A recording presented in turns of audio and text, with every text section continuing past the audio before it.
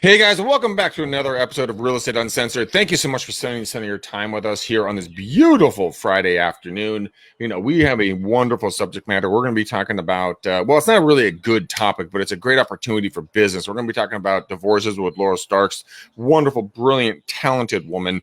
But I have to say, I have the evil bald ninja with me. He's looking extra bald, which is super awesome. Handsome, hashtag staying handsome. How are you, bud? Listen, we're doing good today, my man. Listen, I think that this is an epic day for RU Live. We're doing an echo into, and it is actually, I don't know if you can hear it, but I can hear the echo into Clubhouse. And so hopefully we're gonna get a good following in there. If you are new to RU Live, you should check us out at rulive.com on the web, and you get to see how bald I am. Yeah, he's handsome man. But we have a more beautiful woman here, Laurel Starks. Laurel, tell us a little bit about you and kind of break it down. What's your favorite color? Do you like going for long walks on the beaches, and how in the heck do you get into divorces? Let's talk about that. Hi, nice to be here. Laurel Starks in Southern California, specifically in Rancho Cucamonga, the Inland Empire region of Southern California. So I am a mom of two teenage boys, and I am a wife, and I've got two dogs. I like to go to the beach for sure, and I like to walk on the beach, but I don't have enough time, unfortunately, to do that. But yeah, so I have for the last, it's going on 16 years. I've been in real estate. I used to be a flight attendant in my prior career, and when I got out of the air and hung up my wings, I got into the real estate industry, and my second listing was a divorce listing. So that was really the beginning of this whole journey, and I have since specialized in handling real estate matters and family law cases for the last 15 years. A few years ago, I scaled back my team. I built a really big team and had a whole, ISA department, operations department, sales department, all of that. And I then scaled it back a few years ago so that I could teach and train agents all over the country in how to build a business in divorce real estate. So I started the Alumni Institute in 2018. We launched, and so we are coming up on our third year, and it's been a great journey. So that's what I do. I have two businesses. One is a boutique divorce real estate business here in the Inland Empire, and then also my institute teaching and training realtors all over the country. That's fascinating. A lot of the times people just don't know how to speak to folks who are going through divorces.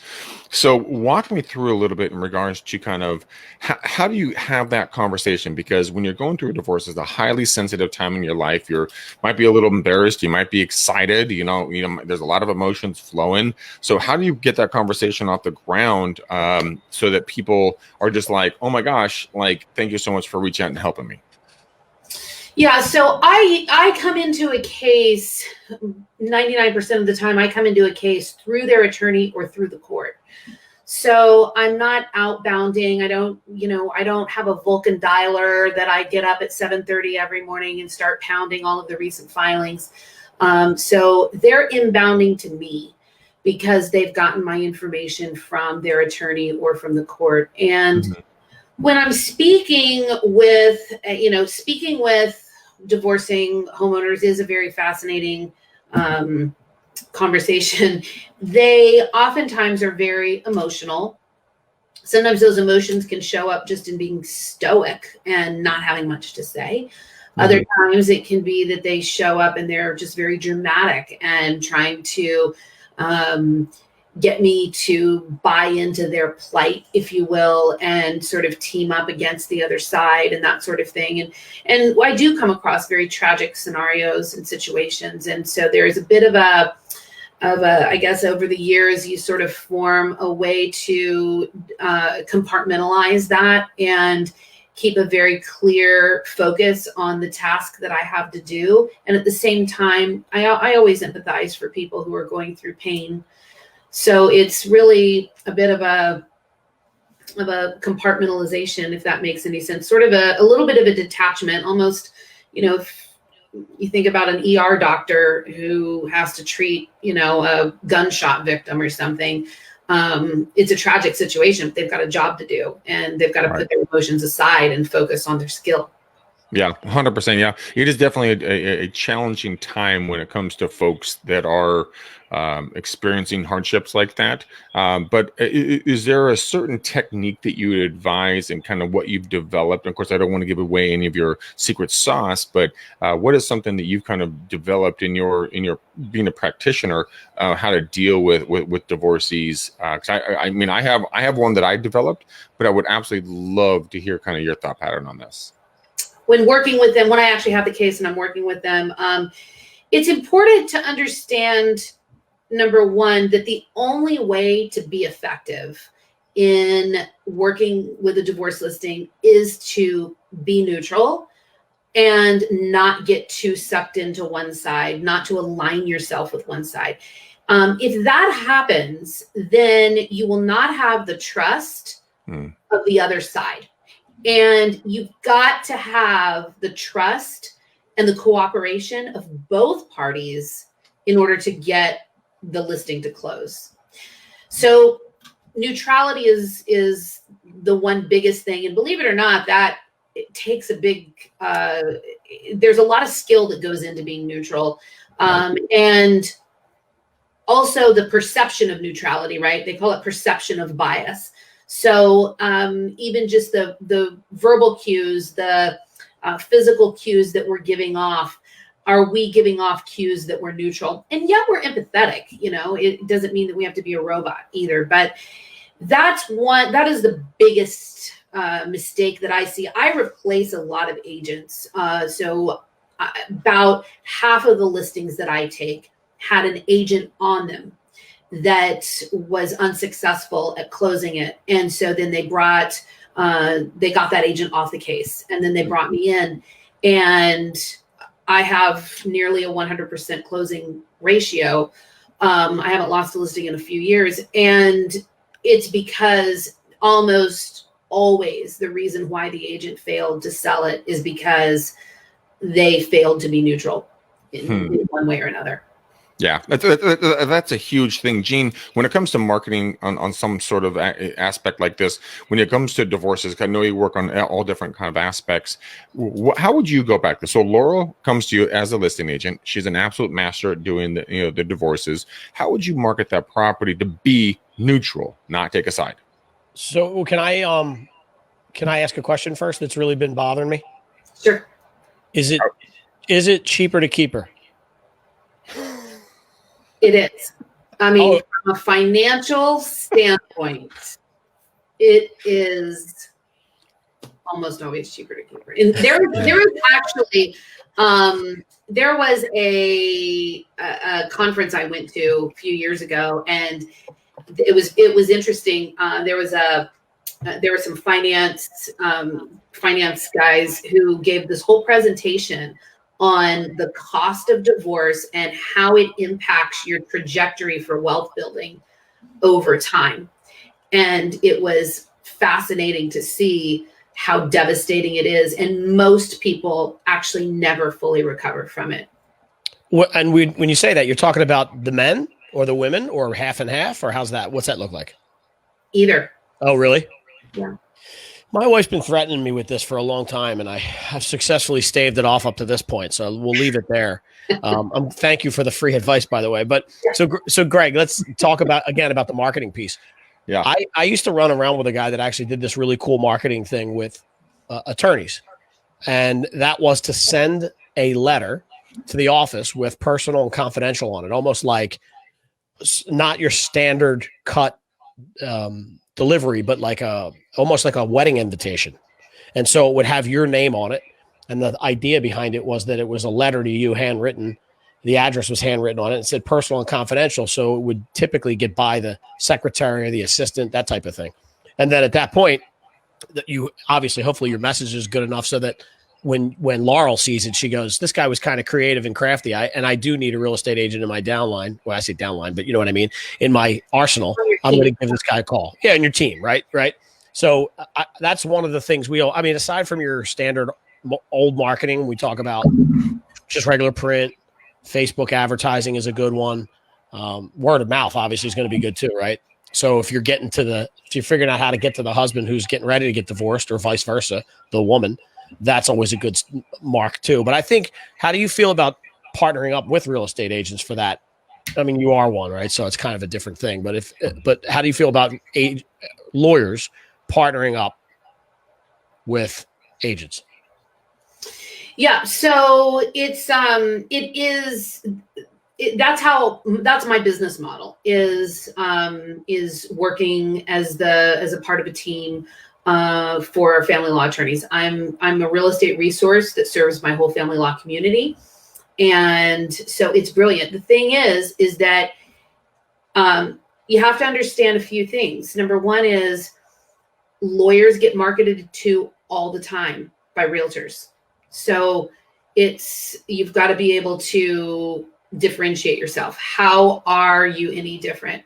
How are you able to provide them something that the other 10 agents who have been through their door, who have gotten, a letter on their desk, can't? So how are you any different?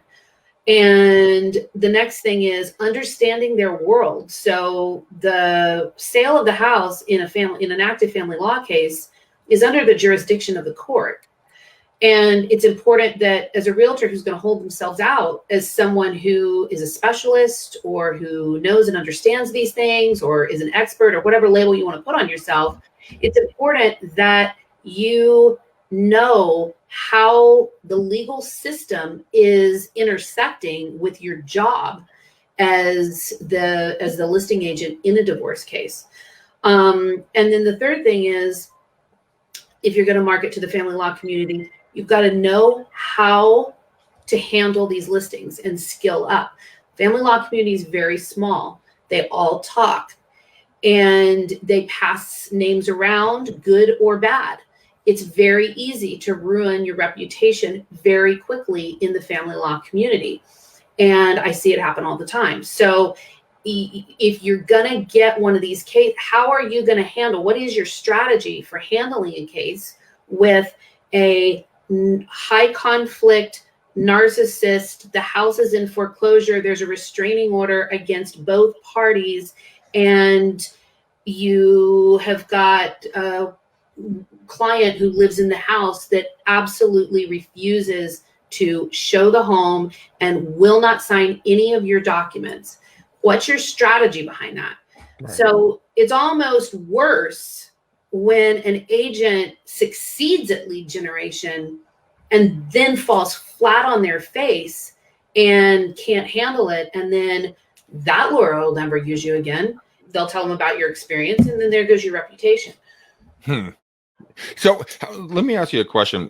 For tips for getting started, if a lot of folks are going like, oh my gosh, like I went through a divorce or I had a divorce in my family and I recognize the pain and I saw how this agent didn't do their job and, fill in the blanks.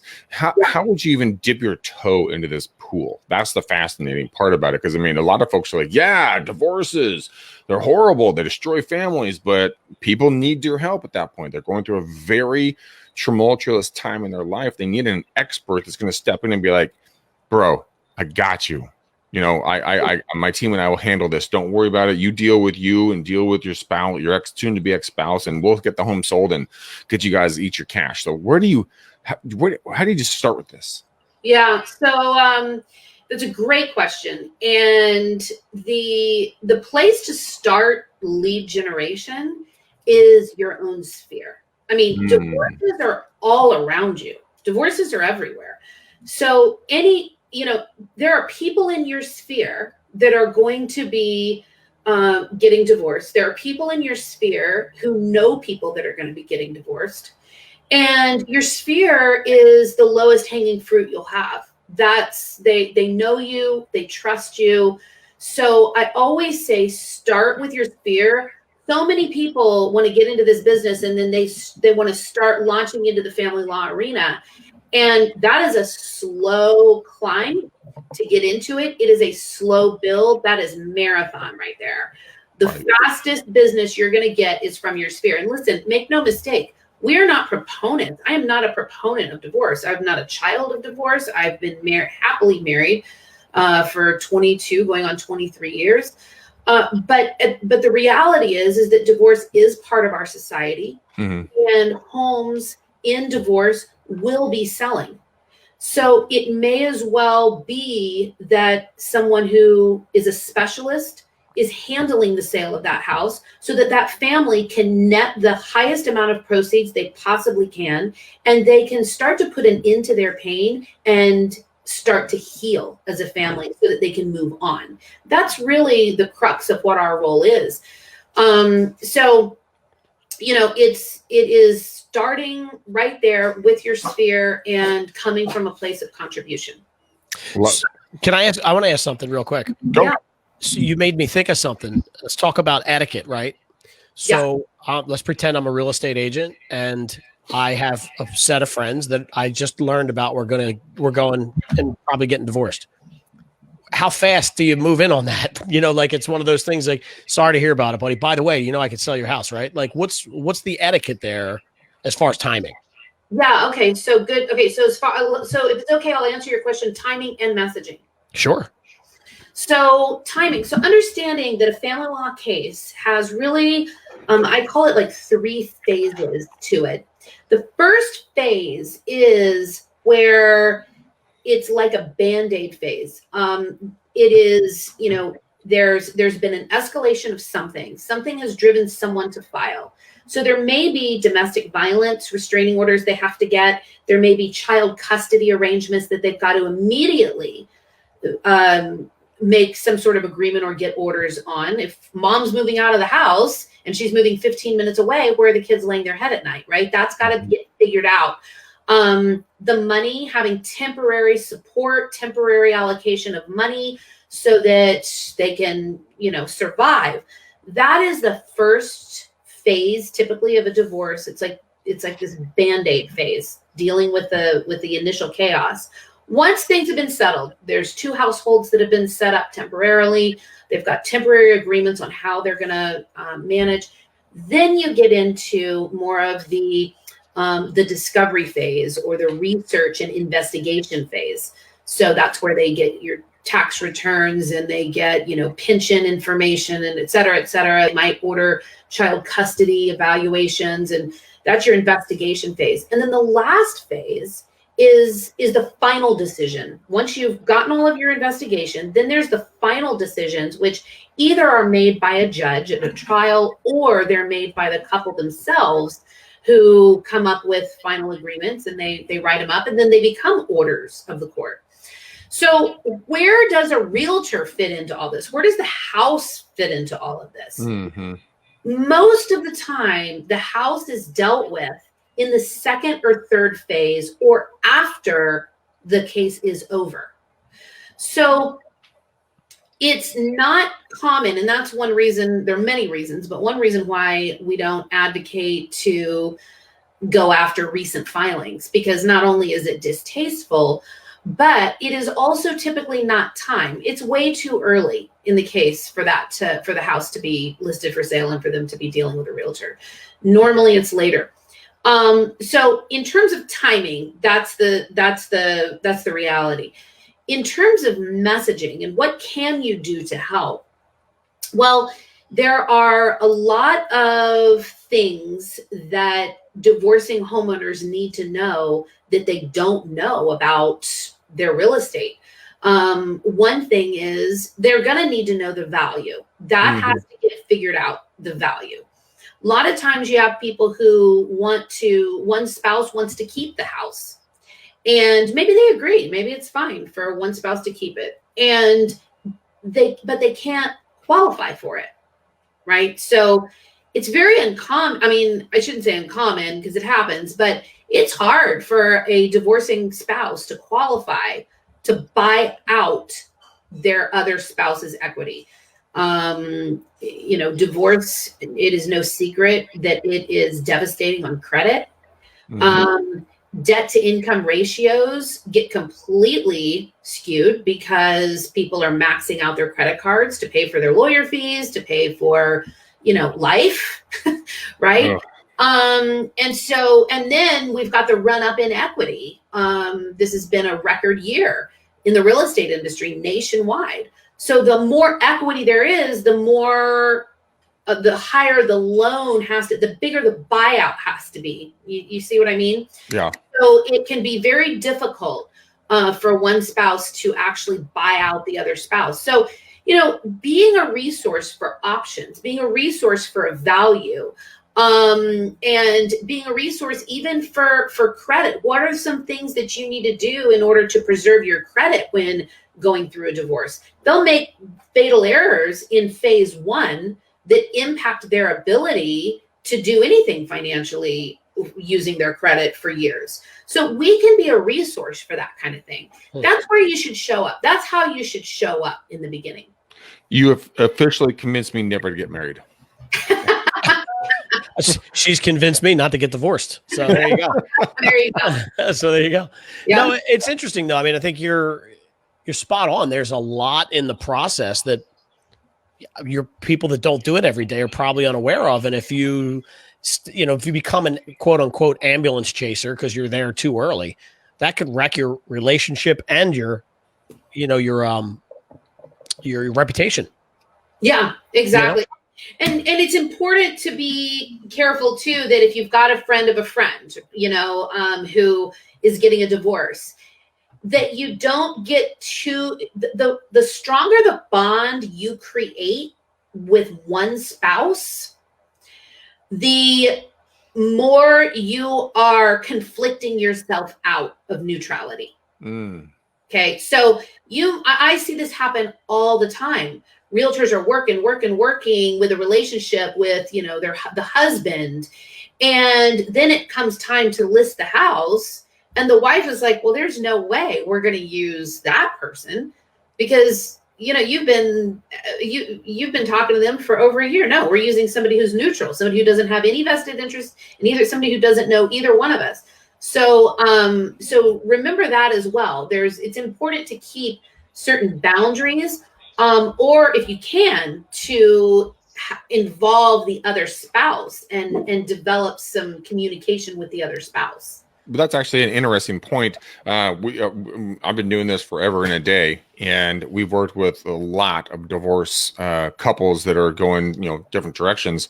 And it's a very true statement you just said that a lot of times, this will always stick in my brain. We had this great, this couple that we worked with them in the past, and they're going to go get divorced, and all of a sudden, Mrs. Seller turned to us, and since we're a predominantly male team, she's like, you know what? I can't work with you. I need a female to walk me through this process. And we're sitting there going like, the fuck are you talking about? Like, we've been with you guys forever and a day. Like, what's the issue? How do you get around something like that? Because the three of us, we were just dumbfounded. We're like you come to all of our Christmas parties, and we give you chocolate every year. I mean, you come to our, Cinco de Mayo, and all of a sudden we're the Antichrist. So how can you get around that comment? Sometimes you can't. I'll be honest. I mean, you can't, not be you, right? Right. So sometimes you can't. I have a case where just recently, I was actually in court. The wife filed a motion to have me removed from the case on Monday. We went to court over this. Dang. There is husband and wife live in two adjacent properties. So these two properties share a lot line, and and there's a restraining order. So I needed to go to one house and do the walkthrough, and then I needed to go to the other house and do the walkthrough. I just, due to scheduling purposes, I went to the husband's house first. No reason. Somebody had to be first. There was no reason, but I went to his house first. And that alone caused her to believe that I was biased against her and that I could not be neutral. So, listen, there was nothing I could do about that. I mean, I had no idea that that's how she would react or respond to that, but she just felt that I had, and I think she saw my car there, and we walked around the backyard, and she, in hindsight, she's probably looking, whatever, out her window, and just, and thinks that now I'm in cahoots with him. The court did not relieve me from the case, so I'm still on the case. But that's just an example of how we can do things, that are perceived one way. And yeah, so in your case, I just don't think that there was probably much you could have done. Yeah, I mean, sometimes like there is a no-win situation, and sometimes it's even better to just to walk away from the deal, unfortunately, because you bring more pain to the scenario than pleasure and empowerment to each side. When it comes down to getting these divorces, what's a script that you use when you have your initial conversation with them in regards to like, hey, my name's Greg, I'm with ABC Real Estate and blah, blah, blah. And how do you, because I mean, everyone's tensions are super high. I mean, I went through bankruptcy and foreclosure back in 2008, 2009, right when the crash took place. And it was super embarrassing and humiliating for me when I had, the bank call me, or they posted signs on my front door about, the bullshit they're going to do. And it was demoralizing. Yeah. So when people are going through something that's super, super hypersensitive, how do you approach them and not piss them off or not put them on the defensive? Yeah. So, basically, when I have my initial, my initial call is really to just say, hi, my name is Laurel Starks, and I am a neutral third party. I have no vested interest in either side, and I'm here to ensure that the orders by the court are carried out and followed, that there are no shenanigans, and that you all are able to walk away as unscathed as possible with as much money as you possibly can to start over. Nice. That part's interesting because I just lost my train of thought. You just had me thinking about something when you're like, how do you find these people, right? So like you said, there's probably divorce filings that maybe you keep your eye on. I guess that's probably the best way. But most people aren't standing on their roof yelling, hey, everybody. Like if you remember The Office, the scene in The Office where Michael yells, I declare bankruptcy. Yeah. Like you're not typically doing that. So you're not really out there going, I think in most cases, hey, by the way, I'm getting divorced, right? That's a private thing for a lot of people. So outside of the obvious stuff, right? How do you set yourself up to be the go-to person when people are coming to? Yeah. So again, this is really like an inbound lead generation model. It's where you've put yourself out there as someone who has superior knowledge and skill to handle these things, and which means that you do need to have superior knowledge and skill. And then it is, so we just finished wrapping up the Divorce Niche Boot Camp. And I co-taught that with a divorce attorney, Shelly John, who is on our faculty. So this is how and why I started the Alumni Institute, was to help realtors build businesses in this niche. And we have two programs. I mean, I'm just giving you, how we teach. One of them is a full-blown certification program, but I don't recommend people start there. The entry level is the Divorce Niche Boot Camp. And in that course, we basically teach how to infuse the divorce niche into your overall touch program, into your overall marketing program. So again, it's coming from contribution. And then over time, people see that. And then you've got, you create a situation where you're getting inbound calls, those inbound calls. I'm not a proponent, I'm not an advocate, and I don't teach how to prospect divorce and divorce filings. It's a different approach. That's a very good distinction right there, because a lot of people say, well, how am I going to go find my leads, right? You're like, no, like our boy Zach here is talking about, go make a connection with the family law attorneys and start getting be the resource and go after them from that point of view. when it comes down to just building those relationships as real estate agents, I mean, we love two things more than anything on God's green earth. We love free booze and free food, right? You give me free booze and free food, you put them together, I'll show up anywhere you want, anytime you want, any day of the week you want.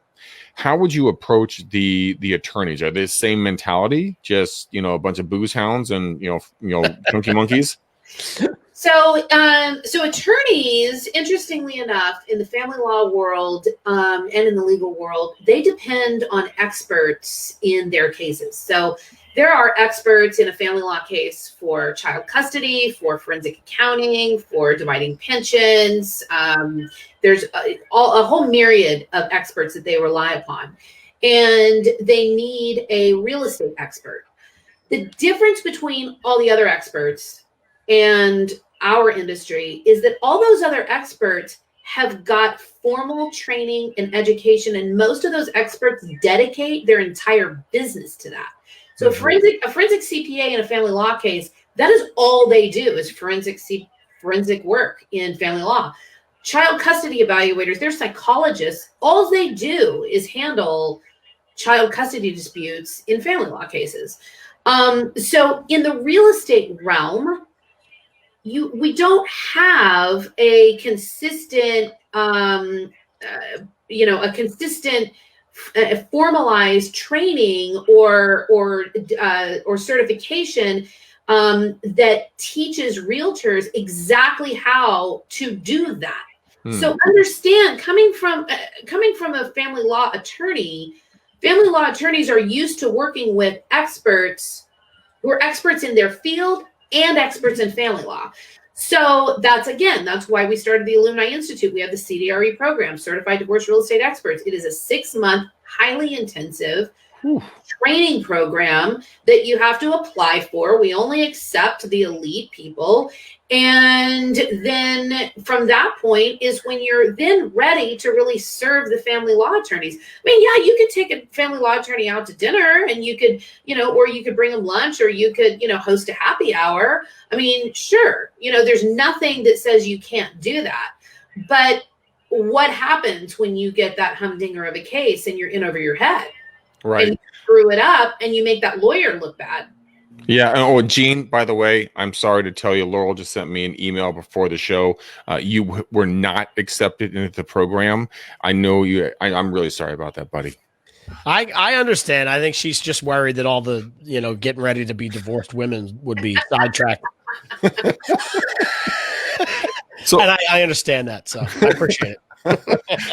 Laurel, walk me through a little bit the program. We're going to wrap this up here in a minute, but I want you to talk about your program, the product, kind of what goes into that, what people are going to get, the price, accessibility, the whole 9 yards. Because I think and this is really sad. I hate saying this, so guys, just knock on wood. God bless you. I hope our marriages and relationships stay solid, and you guys remain strong together. But if they were going to be getting into the divorce sector and they want to learn how to serve people the best, what would they get covered? Because COVID is taking a massive effect on relationships in a negative and positive way. You really know if you like the person, you really know if you don't like the person after about a year. So how do they get involved, and what's involved with the course? Yeah. So we really have two main programs. So the first place to start is our Divorce Niche Bootcamp. And that is it's a video. It is an on-demand. We are just launching it. It's our 2.0 series, and it's on demand. It's divorce attorney Shelley Jean John and I are both co-teaching it. And we cover 3 main buckets. Attorney John, she teaches the law, what realtors need to know about the law and the divorce process as it impacts the house and real estate. Then I teach how to handle the listing from cradle to grave, literally the script and the tools for that very first phone call all the way through to close of escrow. We have role plays where we've got actors who we do an actual listing appointment. We do an actual objection handlers, how you overcome it so you can see it. It brings the lessons to life. And we teach you how to deal with the drama of high conflict personalities, how to remain neutral. Then the last segment is how to maximize your database. So now that you're armed with knowledge, how do you execute it, and how do you get more business from the investment that you've just made? And so then our students literally walk away with a 12-month divorce real estate marketing campaign that they have built throughout the course. That's what's cool. It's a very interactive course.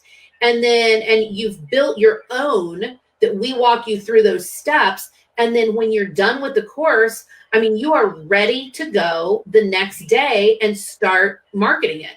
So that is our Divorce Niche Bootcamp. That's the place to start. Then our certification program, which is the one that is limited, we only do it twice a year. We only accept 25 students per course. It's a 6-month program. And that one our next one's coming up in April. And that class is where we have our entire faculty of family law attorneys, divorce mortgage professional, judge, and we go into a massive deep dive into family law and real estate and how to hold yourself out as an expert and how to serve all the needs of the family law community. We also have an entire marketing. We handle the marketing for you. We give you everything. We provide it all for you. And then we are also the largest national provider. You can invite all of your attorneys to continuing legal education webinars where your attorneys will get legal education credits once a month for free because you're a CDRE.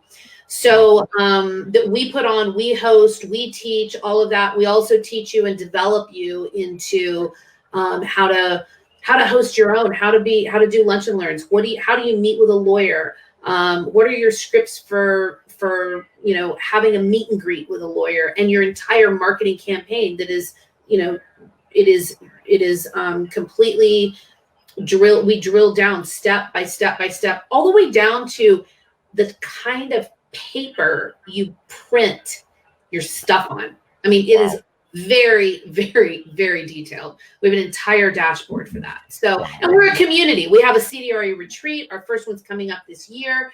And then you become part of this elite group of other CDREs who are building businesses throughout the country together. And our community is amazing. They blow my mind every day, and they all support each other and share ideas, and they get stuck with something and we all jump in to help, or they just won a big meeting with a huge big firm in town and all of that. So awesome. It's really, really cool. You can go to, as a matter of fact, we do have a free divorce real estate handbook that you should download. Every single person who's watching this should download it. Yeah, if you just text the word free to 833-425-7018. So 833-425-7018, text the word free, and then you will get our divorce real estate handbook. It's got lots of great information in there to get you started. Oh, that is phenomenal. And Nikki I'm going to bring this up here so you guys are watching. There is the number to text in right there. Gene, what say you on this? Because I know divorce is a big thing. And I know what they're offering is a phenomenal opportunity. Is there anything you would add on top of this, or would you like to dig deeper on offline and you guys can figure out how to work together? Yeah, no. So I find, let me first qualify this by saying, number one, I just met Laurel right before this call. So we have no relationship. It's not like I'm going to make any money from selling this course, right? But I find it to be quite interesting that you can sort of create a parallel income by going through this. And it's probably a niche that's fairly untapped in a lot of areas. Like, I feel like, just because I was going to ask you, is there places where this is going to be an open-ended question, and I think it's going to be difficult to answer. Maybe I could be wrong, but like, is there a specific space, whether you say geographically or some other variable, that this works better than others? So like, I come into your space and I go, all right, I'm going to pay you for the course. Let's start this marketing campaign. And then it falls on its face versus this guy's crushing it. Everybody's knocking on his door every week. And you see any variables there that sort of indicate how this course is going to go? No, the only reason why it doesn't work is because is failure of execution. That's the only reason why we're located now. We're in 20 of CDREs in 23 states. Okay. And some are just blowing the socks off of their whole family law community. They've completely transformed their business. It's a whole different business model. And then others that have just flat out not executed. And so it really boils down. It boils down to the execution, and I mean, it's really scary when you think about I think we've all gotten a harsh reality check on the power that big tech holds. Mm-hmm. They have silenced the commander-in-chief of the United States at the flip of a switch, whether you like it or not, regardless of what side of the aisle you're on. Yep. They have got all the power, and I think the whole world is kind of standing back going, holy shit. Yeah. That they just did that. And Zillow just got its MLS license or whatever. Facebook is changing algorithms all the time. Google is doing the same. And if you're realtors, I'm not a huge conspiracy theorist, right? I'm just not into that. But if there was ever a time that a realtor should be freaking out about how much they control their business, if they depend on big tech, now's the time. I would never want to be an agent right now who depended on Zillow leads, mm-hmm. depended on Google AdWords, who depended on Facebook ads. I would never want to be. I would be freaking out right now. All they have to do is triple their rates. What happens if they triple their rates? You're done. You're done. You're done. The only way for you to truly control your business is to build your own platform. Build your own platform. Who are you? Be in relationship with your sphere and your community. That is how you control your business. Yeah. Then have a message to send to them. What we're talking about here is relationships. And, when my father got into the business 50 years ago, that's with a 50 attached to that. What he did, there was no cell phones, there was no internet, there was none of this hoopla. He went out and went door knocking, made cold calls, and he built relationships with people. He had the mindset of like, everybody likes me, they just don't know me yet. I think a lot of us are afraid of the rejection, that teeny itsy bitsy teensy weensy word called no, that little two-letter word that holds so much power in us. I and correct me, Laurel, if I'm misspeaking, and if I am, please say I am. But I mean, what you're saying is basically go out and be a human being to these different attorneys, because the folks that they're working with are going through a tragic time in their life, and they need support by the best possible professional that they can get their hands on. And like you said, if you're going to rely on big tech, yes, there's a chance you will get censored. I mean, shit, the show will probably get censored from us talking about being censored. But I mean, it's a reality of the world we live in right now. So why don't you go be uncensored, like our show says, and go make a friend? You say, hey, Laurel, I see that you have a client. Can I come over and help you out? What value can I bring to you? Sign up for a course. Open Door is not even on my radar. Zillow is not even on my radar. I couldn't give two shits what any of them are doing. I see all this stuff on Facebook and on, Inman, I get it all the time, and everybody's freaking out about all these things. It does not affect my business. Zillow becoming a broker in the MLS, Open Door going public and getting whatever market share they've got, it has zero impact on my relationships with family law attorneys and the courts and the future of my business. It just doesn't impact it. Right. And until you're in a position, realtors, online leads have made realtors snowflakes. There I said it. Yes. They are afraid of rejection, and they get this dopamine hit every time you get a push notification that says you've got a new lead. Who cares? You got a new lead. You didn't get, it's not a lead. You got somebody's name and address who was surfing on the freaking internet for a house. That's it. It's all you got. I mean, so, and most realtors don't do the math on how much they're spending on these, their Zillow spend or whatever, and how much they're actually netting by the time you've split it with your broker, you've split it with your team, you've split it with, everybody that gets a piece of the pie, and you add it all up. How much are you actually walking away with?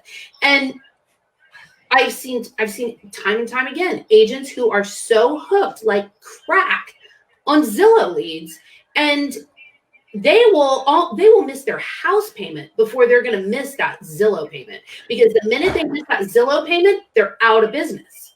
They are 100%. Gene, I know you pretty much, your business is doing lead generation. So give me your thoughts on this, because obviously you're not Zillow, right? You're not going to charge people $15,000 a month to get 500 leads or whatever the number is going to be, but you're going to be very strategic about it. So there's difference between shotgun versus laser when it comes to your marketing. So walk me through that really quickly. Well, you're right. I won't charge them $15,000. It'll be $14,500 per month. So I'm glad you put that out there. I honestly, I would love, if I'm being honest, I think I would love to see what the marketing, and this is not me asking you to see it. I would love to go through that to see what the marketing looks like in there, and then basically subsidize outside of it. So depending on what it looks like inside the course, which I haven't seen, I would just add some standard tips and tricks. I mean, I don't think, Laurel, if I heard you right, you shouldn't completely rely on the digital stuff, but that doesn't mean you should completely ignore it either, right? Like, we can use some of that advertising in conjunction with your course. We're just help. All your eggs are in one basket. Gotcha. That's the problem, is when all your eggs are in one basket.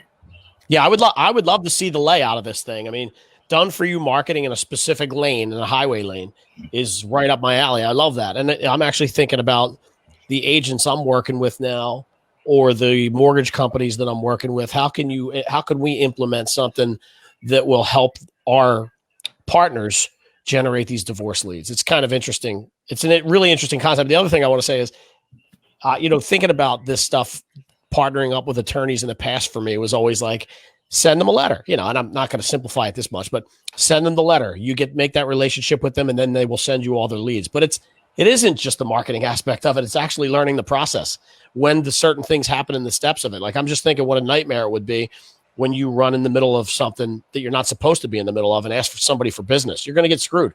So like the timing of how things work out, they file first, and then these three things happen, and then you can watch the house, them split custody and all, like that. There's so much more to that. And when you said up front, 6 months, I'm like, what the hell are we going to talk about in 6 months? She hates him. The end. I can help you sell your house. And there is so much more in that process. That's really an interesting take on generating leads into your real estate business. Laurel, let's do this. Let's wrap the show up here. Please let everybody know where they can get a hold of you, where they can get your course, kind of get into your world. This is something that they're kind of itching to get it and get involved with, to see the tidal wave coming. So how can they reach out to you, and what would be the best way? Yeah, absolutely. So go to thedivorceniche.com. That is where we have our online boot camp, and you can sign up there. Then the other way is, like I said, if you download the divorce real estate handbook for realtors, then you will also be invited to all of our Ask the Experts webinar series. You'll basically get into our world. There is no charge for any of that. So again, you'll want to text the word free to 833-425-7018. And then you'll be the first to know about all the happenings and the education that we have that's available to you at your fingertips at no charge. I Love it. that. Love it. Love it. Gene Velope, where can we get a hold of you and what services do you provide to the world? I am not currently providing any services. I am a wealthy man sitting on a yacht, and therefore I do not need any more money. While that's not entirely true, I will say I'm not going to sell anything on this. What I would say is this was our first foray into the live stream on Clubhouse, which I know we had some technical glitches there. If you hung in with us, I appreciate it. We will get it right. Thank you to Zach Hammer, who helped moderate that. This was interesting. So go follow me on Clubhouse at Gene Volpe, and let's connect over there. That's the only thing I ask you to do. That sounds a good deal. And he is a talented, incredibly good-looking man. Laurel is a beautiful, intelligent woman. Guys, go make sure you follow everything that these two are doing. I appreciate your time. All of you guys who know me for anything real estate or anything else like that, go and message me on Greg McDaniel on Facebook. I'll be happy to get back to you, or Greg McDaniel REU on Instagram. Follow me there as well. And Gene, I'm going to start doing the what is it called? Clubhouse. I'm gonna start doing the Clubhouse. The Clubhouse. Like, it's kind of like saying, like, hey, have you guys heard of the Book of Faces? Greg, do you mean Facebook? Yes, that one. Yes. The Clubhouse. Follow me there, guys. And Gene, I need you to do your job as my co-host today. Need a color for the bow. Yeah. All right, so we're gonna go with the water that I have today. Let's go blackberry. Oh, I like it. All right, guys, there it is. That is our show for the day. Laurel's a wealth of information when it comes to divorces and how to get business and help folks who are going through a hard time in their life. Make sure you go and follow her. If you like the content of any of us, leave a review for us, not a 2-star, but a 5-star review on any of your podcasting sites. Comment and mention us in there. That way we can help the algorithm get us seen by more people. But this is going to be, what are we doing? Blackberry? Blackberry. We're doing a blackberry bow on the show. So thank you guys so much. I love you guys. Laurel, you are an absolute rock star. Thanks for dropping knowledge bombs with us. Gene, you are hashtag staying handsome as always. Have a blessed, beautiful, powerful weekend, guys. And until next time, peace out, ninjas. We are gone. Thanks for having me.